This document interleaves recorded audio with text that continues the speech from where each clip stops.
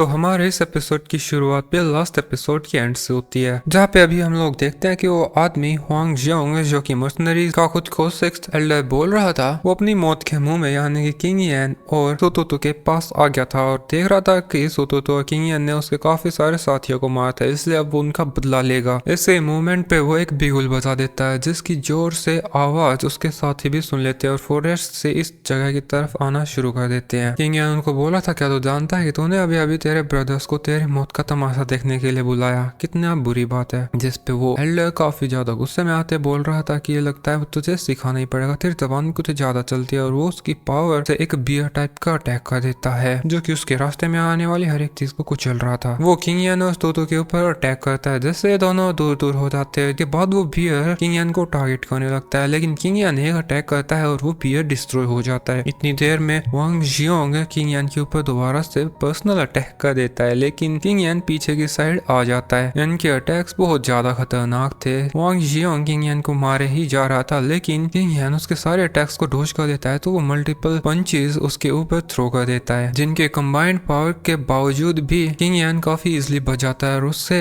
आगे पीछे से मारने लगता है। जिसके बाद एक पंच उसे मारता है तो वो काफी बुरी तरीके से घायल होकर पीछे की साइड जा गिरा था। किंग यान उससे बोल रहा था, मैं तुझे अभी नहीं मारूंगा, तूने तेरे आदमी को बुलाया तो वे कहाँ पे है। लेकिन वांग जियोंग फिर से उसकी पावर रिलीज करके किंग यान के ऊपर अटैक करना स्टार्ट कर देता है। वो बोल रहा था, तेरे आदमी तब तक नहीं आते तब तक मैं तेरे साथ खेलता हूँ, और वो बिल्कुल ऐसा ही कर रहा था। वांग जियोंग तो उसके ऊपर अटैक कर जा रहा था, लेकिन किंग यान सारे अटैक्स को डॉज कर रहा था। अब इतने पावरफुल अटैक्स करने की वजह से वांग जियोंग कमजोर पड़ता जाता है, लेकिन वो हार मानने का कोई भी इंटेंशन नहीं रख रहा था। इतनी देर में किंग यान उसके पीछे से उसे मार के आगे की साइड गिरा देता है। उसके आगे वांग जियोंग अभी काफी ज्यादा गुस्से में था। वो बोल रहा था कि तुझसे डील करना इतना मुश्किल क्यों हो रहा है, जिस पे किंग यान उसको चुपचाप रहने के लिए बोल रहा था। वांग जियोंग खड़ा होकर फिर से अटैक करने की कोशिश करता है, बट उसके मुंह से ब्लड निकल आया था। उसे तो समझ ही नहीं आया कि वो इतना इंजर कैसे हो गया, लेकिन ये तो किंग यान के अटैक्स की पावर थी जो उसने स्नीक अटैक के रूप में करे थे। उस टाइम पे उसने अजोर फ्लेम को भी उसके अंदर थोड़ा थोड़ा करके ट्रांसफर कर दिया था। इतनी देर में वांग जियोंग के आदमी यहाँ पे पहुंच जाते हैं और वे बोले थे,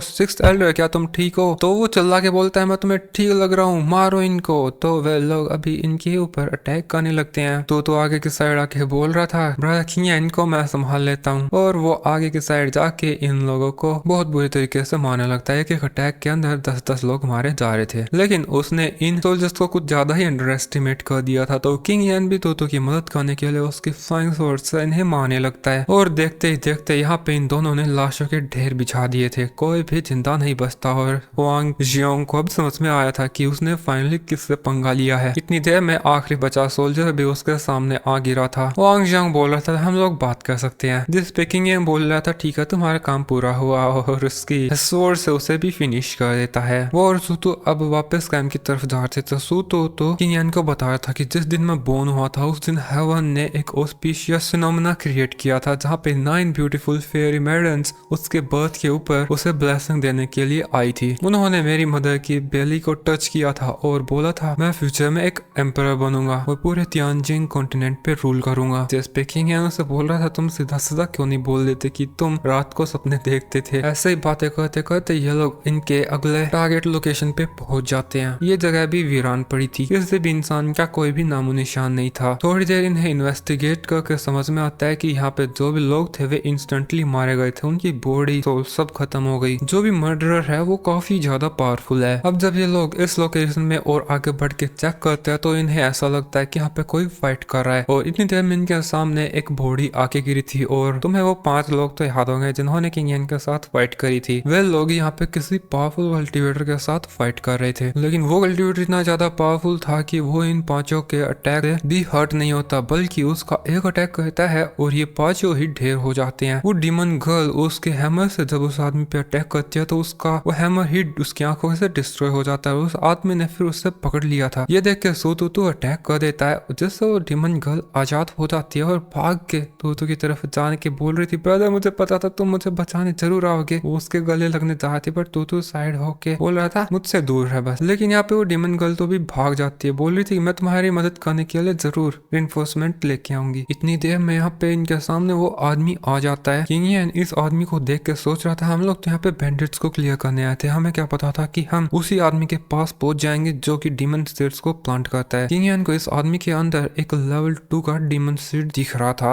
जो कि काफी ज्यादा खतरनाक पावर रिलीज कर रहा था। इसके अलावा उसने बैंडिट ग्रुप के कुछ एल्डर्स को मार के पहले ही 5 लेवल 3 की डिमोनिक सीड्स को कलेक्ट करा था। उसे उनसे और इस आदमी से सेम एनर्जी की फीलिंग आई थी। वो बोल रहा था शायद ये वही आदमी है जिसने उन डीमन सीड्स को प्लांट करा था और उसने उन्हें सेंस कर लिया है, इसलिए वो इन्हें ढूंढता ढूंढता यहाँ आ गया। इतनी देर में वो आदमी बोल पड़ता है कि ऐसा लगता है कि तुम लोग डीमन सीड में कुछ ज्यादा ही इंटरेस्टेड हो, तो क्या तुम मेरे डिसाइपल बनना चाहोगे? तो किंग यान बोल रहा था हमें तुम्हारा डिसाइपल बनने की कोई जरूरत नहीं है। तभी वो डिमोनिक कल्टिवेटर इनको पीछे पलट के देखने लगता है। इसके साथ उसने इस बैंडिट ग्रुप के लीडर को भी पकड़ लिया था जिसके अंदर भी एक हायर लेवल का डिमोनिक सीड था जिसको वो उसकी आंखों के सामने अट्रैक्ट करने लगता है। दरअसल दोस्तों ये जो डिमोनिक सीड्स हैं जब एक बार किसी कल्टिवेटर के अंदर प्लांट हो जाते हैं तो उसका कल्टिवेशन जिस आदमी ने प्लांट किया है वो डिमोनिक सीड्स वो काफी इजीली एब्जॉर्ब कर सकता है, यानी कि उसकी कल्टिवेशन स्पीड दूसरों की मेहनत पे चलती है। और देखते ही देखते यहाँ पे वो डिमोनिक कल्टिवेटर इनके सामने मून रन के साउंड स्टेज पे ब्रेक थ्रू कर लेता है। लेकिन जो सूतोदो था वो काफी ज्यादा जोर में आके इस कल्टिवेटर के ऊपर अटैक कर लेता है, लेकिन उस आदमी का एक अटैक ही काफी था, बहुत ज्यादा दूर फॉरेस्ट में कहीं पे उड़ा के गायब कर देता है। तो किंग यान उसे भेज बचाने के लिए उस बीस्ट को भेज देता है, जिसके बाद वो डिमोनिक कल्टिवेटर किंग यान से पूछता है कि ऐसा लगता है कि शायद तुमने गेस कर लिया है कि मैं कौन हूँ। जिस पे किंग यान बोलने लगता है अगर मैं गलत नहीं हूँ तो वो तुम्हें था जिसने आयरन वॉल्स गैंग के लीडर और उसके बेटे के अंदर डिमोनिक सीड्स प्लांट करे थे। इसके अलावा लिनवे के अंदर भी डिमोनिक सीड्स तुमने ही प्लांट करे थे। इसके अलावा ये फॉरेस्ट के जो भी बैंडिट्स है ये तो तुम्हारे डीमन प्लांट्स को हार्वेस्ट करने की जगह है। जिस पे वो आदमी बोलता है कि तुम्हें कुछ ज्यादा ही पता है, तुमने बार बार मेरे प्लान्स को खराब करने की कोशिश करी, तुम्हारी वजह से मुझे बहुत ज्यादा नुकसान हुआ है, तो बताओ अब तुम इसे कैसे पूरा करोगे? तभी आदमी उसके फेस से मास्क उतार लेता है और उसका चेहरा हमें दिखाई देता है। इस बंदे का नाम जी बेई है। वो बोलने लगा था पहले जो मरे वे सारे यूजलेस थे, हाँ उनके अंदर टैलेंट था लेकिन वे मेरे ज्यादा काम नहीं आए। अब क्योंकि तुमने उन लोगों को मार दिया है और उनके डीमन सीड्स को भी तुमने एब्जॉर्ब कर लिया है, तो इससे ये साबित होता है कि तुम उन लोगों से कई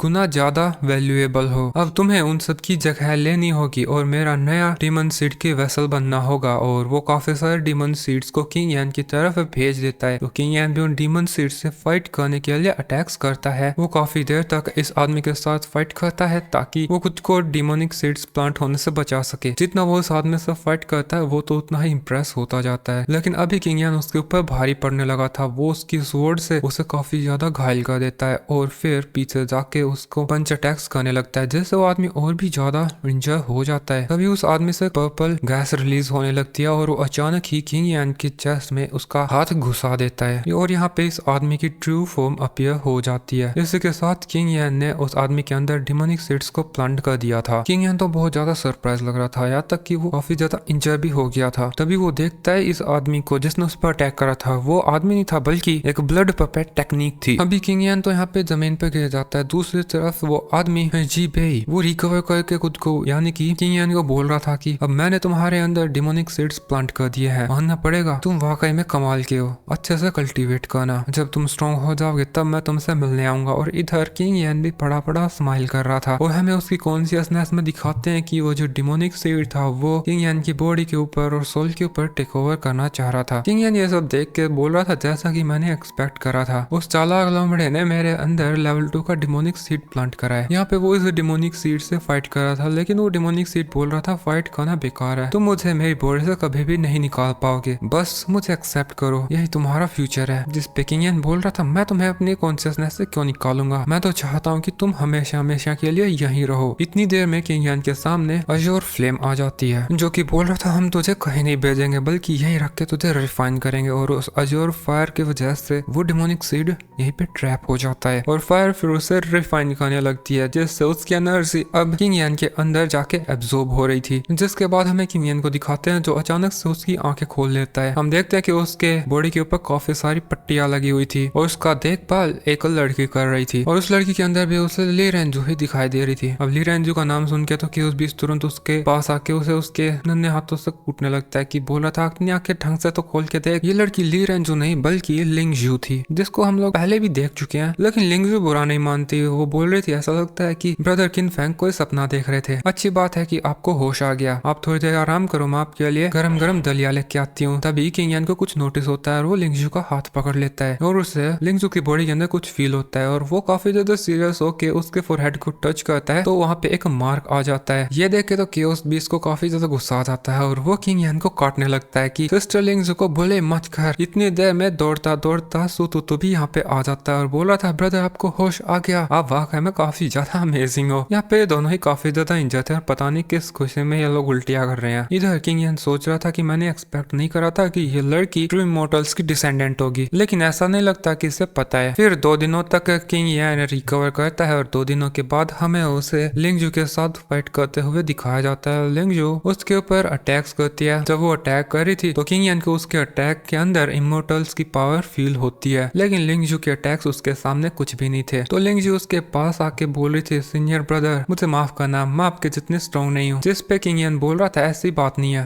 मुझे ऐसा लगता है तुम जो टेक्निक प्रैक्टिस करी हो तुम्हारे लिए सूटेबल नहीं है। मेरे पास phoenix dance heavenly maiden heart sutra है, ये टेक्निक तुम्हारे लिए बिल्कुल परफेक्ट रहेगी, तो क्या तुम इसे प्रैक्टिस करना चाहते हो? तो लिंगजू भी बोलती है हाँ बिल्कुल मैं तैयार हूँ। तो किंग यान उसे कल्टिवेशन पोज में बैठने के लिए बोल रहा था और वो बोल रहा था कि तुम्हें तुम्हारे माइंड को फ्री रखना है, मैं उस हार्ट सूत्रा टेक्निक को तुम्हारे माइंड के अंदर डायरेक्टली ट्रांसफर करता हूँ। जैसा ही फिर वो ऐसा करता है तो लिंगजू उस टेक्निक को प्रैक्टिस करना शुरू करती है और दूर से इनको एक साथ प्रैक्टिस करता तो तू भी देख रहा था और वो बोल रहा था ब्रदर यूं तो काफी ज्यादा कमाल के हैं। उसने अभी अभी मौत के मुंह से निकलने के बाद आशिकी करना भी शुरू कर दिया। वैसे ये लिंगजू ये भी अभी अभी जीनियस क्लास के अंदर आई है और जीनियस क्लास के अंदर काफी ज्यादा पॉपुलर है। जब उन लोगों को ये पता चलेगा कि लिंगजू उनके हाथ से जा चुकी है तब उन लोगों की तो आत्मा ही बाहर निकल आएगी। जबकि दूसरी तरफ लिंगजू उस हार्ट सूत्रा को जब प्रैक्टिस कर रही थी तो वो उसे काफी अच्छे से सीख जाती है। तब उसकी बॉडी से एक आइस फिनिक्स बाहर निकलने लगता है जो कि आसमान की तरफ उड़ता हुआ जा रहा था। इसका मतलब शायद यही है कि उसने उस हार्ट कल्टीवेशन टेक्निक को सीख लिया है। और दोस्तों इसी के साथ ये एपिसोड इधर ही खत्म हो जाता है।